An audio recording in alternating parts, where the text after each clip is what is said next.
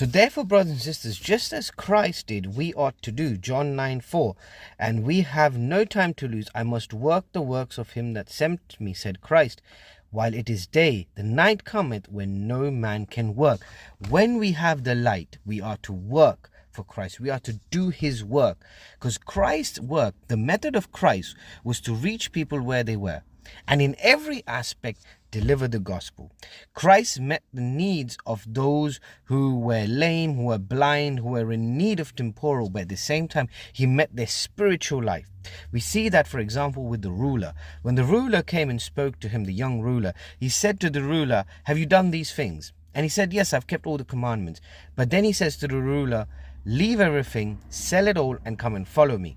Because if the ruler had to leave everything and follow Christ, he would have been doing Christ's work. But he was more attached to this world. He loved his possessions that he had. So he was not willing to follow Christ. And that's what we ought to do. So when we have the light in us, before any darkness tries to take over, for example, or before the time comes when the trouble will be so much where we're unable to preach the word, or to go about doing it as liberally, we ought to do the work.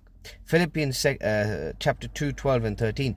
We can do nothing without the aid of our divine helper. Work out your own salvation with fear and trembling, for it is God which worketh in both you to will and to do his good pleasure. So when we work out our salvation and we realize that salvation only comes from God, we're willing to do his work. Christ took humanity upon himself that he might demonstrate the efficiency of the power that he offers to his followers.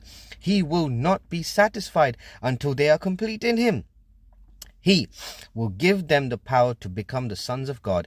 In his true disciples, his image will be reproduced, and others beholding them, the likeness of Christ will also become changed into his likeness and reflect the character before angels and men. So brothers and sisters, there is a job, and that's what I meant. There was a change in dialogue here, because what Christ is saying to his disciples here is, the Father himself loveth you because you've accepted Christ. So when you accept Christ as your personal savior, when you accept the gospel that Christ had bought for us, when you accept the ministry Christ was trying to do, or the mission Christ was trying to do, when you accept the reason for that mission, and by accepting this, you also accept the love for man. And what is the biggest thing that you can do for any man that you love is giving them salvation.